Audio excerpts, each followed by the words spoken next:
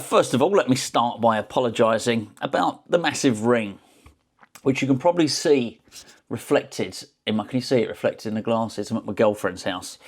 So we're going to quite the usual setup here, as you understand. If you're a regular viewer of the channel, you would know that when we discuss West Ham here, we look at a desk, a work. Some people call it a workstation. I'm still going with desk. She's very well organised. She's got two varieties of water. We are going to discuss Niclas Füllkrug. Another candle. This one is lit. I don't know what flavour that one is. And a timer in the shape of a tomato. Maybe, I don't know, she clocks out, reminds her when to stop working. And for the really old school, look at that. Amazing, isn't it?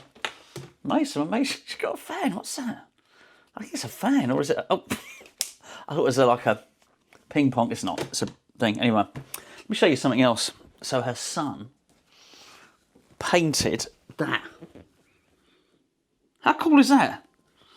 He painted it with paints. It's a bird. A hawk. It's an eagle. It's a raptor. Anyway, Niclas Füllkrug. We did a video about Niclas Füllkrug yesterday. Got a little bit more meat on the bone today. Because, I mean, this is a bit of a weird one. So, I think the point I was trying to make yesterday was you had this weird situation where you got this striker who's claiming via his agent and via his preferred method in the media, which is Florian Plettenberg, who's the Sky Sports football correspondent, that he wants to leave West Ham, that he thinks being at West Ham has turned out to be a bad transfer. I don't particularly disagree with either of those. But it's the spin that's being put on it, which is, well, he needs to leave to get caps for Germany. I mean, this is utterly bizarre. I think 2 of his 4 injuries have actually happened since he signed for West Ham, have actually happened when he's been on international duty for Germany, by the way. So the problem's not that he's not getting selected for his national team when he's at West Ham. The problem absolutely is that he keeps getting selected and keeps getting injured. Anyway, it's just nonsense. Just be honest. Just say what it honestly is.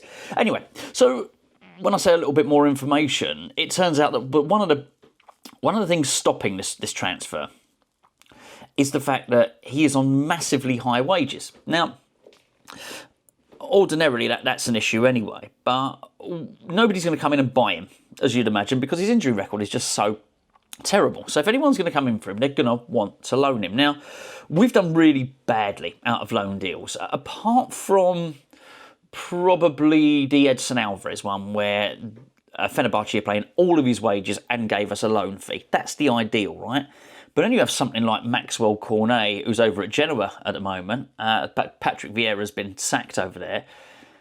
I think they paid us no loan fee, and they are paying about 30% of his wages. We are subsidising over there. Now, because of that, and he's far from the only one, West Ham are saying, look, we're just not doing this. If Füllkrug wants to leave, you can leave, but you're going to have to take a drop in wages. Because, as Plettenberg said in his update, that Füllkrug and his agent had instructed West Ham that he wants to leave and are looking for teams in Germany who are going to take him. The trouble is none of the teams in Germany want to pay whatever it is, £120,000 a week. None of them can really afford it, apart from the big hitters like Bayern Munich. And in case you haven't noticed, Bayern Munich don't need Niclas Füllkrug, right? So there's not a whole queue of teams willing to spend big money. So it's a case of, I will take Niclas Füllkrug, but you know what? We'll pay 40 grand and West Ham can continue paying 80 grand a week. And what West Ham have said here is, we're not doing that. If you want to leave, then you're going to have to take a drop in wages. And this is where it gets a bit, look, we shouldn't have signed him. We're really bad at this stuff. We discussed this in yesterday's video. But there comes a point where you have to say what we are doing now, which is we're not going to carry on letting people take the piss out of us, basically. This is unacceptable. So I think we're about to find out quite how much Niclas Füllkrug does want to leave. Now, I don't particularly want to sit here, and I mentioned it yesterday, I don't have anything against him. I like him. I think he's a really, really likeable character. I wish it had worked out at West Ham. I don't particularly want to sit here slagging him off. But I do sometimes look at West Ham and listen, the board of directors get plenty of stick, and I'll continue to get plenty of stick. I don't like it. I wish we had new owners. By the way, the march is on Saturday. There's a protest. Protest sets off at 12:30 from Stratford Station and finishes at 1:15 at the director's entrance outside London Stadium. I will be going on that march myself, all right? So it's not a case of that, but it comes to a point where you think, okay, all right, yes, we are badly run, but I get a bit sick of footballers using us as a cash point, and that's what it seems to be. So I do not blame the club at all for saying, well, all right, you can leave, but you're gonna pay for it. You know, we are, wherever you go to is going to have to cover your wages. And if that's the case, that I don't know, I'm going to, well, don't have to invent a team. Let's use one that already exists. Let's say Wolfsburg or someone like that, Werder Bremen want to come in and they want to take Füllkrug, but they can only afford 50 grand a week. I think then West Ham pretty much are saying, well, that's what you earn, 50 grand a week. We're not making up the other 70. Quite right, quite bloody right too. Because actually, it's him he's the one that's desperate to leave. We're not desperate for him to go. In fact, we don't have enough strikers. We want another one to come in. And this is where the other bit of information has come out there, that we will only let him leave once another one has arrived, which is really important. So it was weird. It was a real sense of entitlement, actually, listening to all this stuff. Sorry, reading this stuff from Füllkrug's agent, who's got, I forget his name, he's got a really good name, Füllkrug's agent. Reading all that stuff from him and Plettenberg, it was very, very entitled. We will leave West Ham and we will do it on our terms and what we say goes. But hold on a minute. You know, yeah, okay, I can understand for the player why being involved in the World Cup is important. But as I said yesterday and as I've said today, if we don't go to the World Cup, that's not West Ham's fault. That's his bloody fault, right? What I do think, though, is that whilst that's important to him, well, we're West Ham fans, right? What's important to us is West Ham remaining in the Premier League. So we've got to do what's best for us. And I'm pleased. I'm pleased to hear that. I think that's a really, really good thing. So, yeah. It's basically not on the terms. You come out all guns blazing, dictating terms, and so I think there's a bit of a war of words coming on, which is basically the club have fired back and said, "Well, no, you're not going to do that. And actually, if you do want to leave, it'll be under our terms, and you'll leave for the benefit of West Ham, not for the benefit of Niclas Füllkrug." And unless you're Niclas Füllkrug, how can you possibly argue with that? The other thing that's really interested in was the number of young players who've been signing contracts. So we had Mohamedou Kante signed until we had a laugh about this with Michael, didn't he? I said it was 30-31. It's not. It's 20-31. If you've realised I can't count, then well done. I can't count. And I think it was Preston Fearon signed until 2028, not 30-28. I'm starting to realise why she's got a tomato counter. Golan Bekis signed a new deal yesterday. Good player. Really, really good player. And I think Mark Noble said that he wouldn't be surprised if he finds himself in the first team sooner rather than later. Here's the thing. I would no longer be surprised. I think Golan Bekis really, really good player, by the way. But not just because of Golan Bekis. Because actually, it's that whole thing of walking the walk and talking the talk, which is what we've seen from Nuno so far. And that's...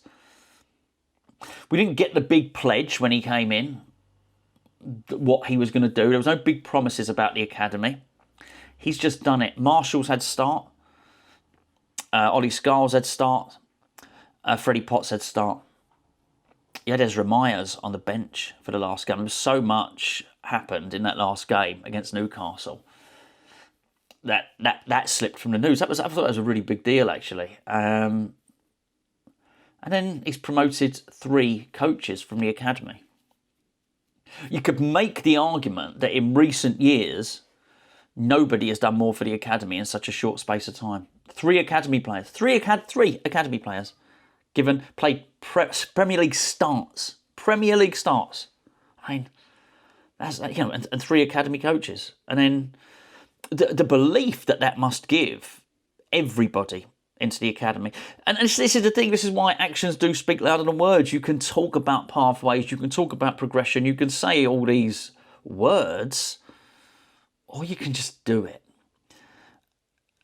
And I bet that academy, when they're playing in that team, or when they're signing those contracts, I bet there is now a belief from those players. I think, well, actually, do you know what?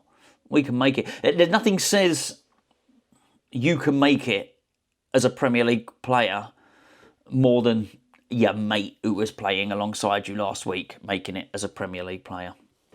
And you just don't need the words. He's just doing it. He doesn't have to say anything. I think it's brilliant. I really, really do. And West Ham would massively feel the benefit of this next season if we can continue with this. And it's not that you expect them all to make it. Maybe they do, maybe they don't. Heard earlier on that, it was yesterday actually, that there's a lot of people a little bit worried about George Earthy. They've got an option, so they can extend it by another 12 months. There's not the hurry, and within that, so he's got the rest of this year, and then there's next year as well. So basically, he's got 19 months for the club to offer him a new deal. Well, that's pretty cool. I like it. I think it's really, really good. So yeah, I do think the future's quite promising.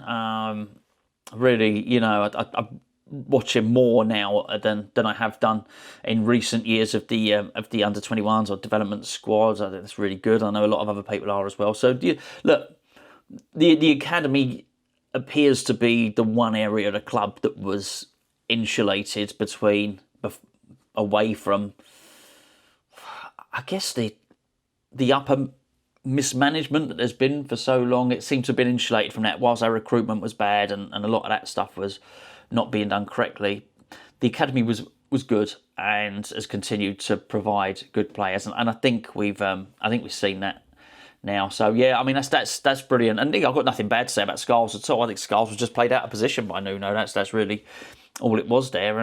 But technically he did get a chance. So yeah, it's still showing a willingness from the coach's point of view, irrespective of whether they work out or whether they don't work out. It's still showing a willingness from the coach's point of view to say, well, I'll give you a chance. And that stuff is huge, by the way, when you want to go and get a young player to sign extended contract or get a young player to sign for West Ham. Because that's always the thing. If you're a parent, is my child going to have the opportunity to get through for the first team? And West Ham can do that. This is the thing. West Ham can do that now. We can point to players. This is really good. Really, really, really good. It would not surprise me if at some point this season, this would come as not any big surprise at all if we saw a couple of academy players in the same team at the same time. It'd be absolutely brilliant. Has it happened? Maybe we've already had it. Have we seen? We might have done. But maybe I'm talking about starts here. Maybe Scholes has played at the same time. I don't know. Maybe not. But I think we'll get it. I really do. So yeah, brilliant. Anyway, right, that's it. So Niclas Füllkrug. We're not. I'm talking about like I'm talking to Niclas Füllkrug. I'm not talking to him at all. I've got the big ring shining in my eyes. But if I were speaking to Niclas Füllkrug, and I think that's what the club are certainly saying to him, was, Big Nick, listen, mate, you might think you're leaving on our terms. You're not. You're a paid West Ham employee and you'll be leaving on our terms. And if you want to leave, you can't have it both ways. You can't join the Premier League. Because he said, it was him that said in one of his first interviews that he couldn't ignore the money on offer in the Premier League. Well, okay, that's fine. Who can blame anyone, for that? You can do that and you can come to the Premier League and you can get the money. But you can't then think, well, hold on a second, I'm now going to leave the Premier League. Oh, but I still want Premier League money. No, you're going to have to go back to Bundesliga money. It really is as simple as that. And I think that's the messaging from the club. And I agree with it. Bit of hardball. Anyway, right, that's it. I'm going to go and munch on that ridiculously over-ripened tomato.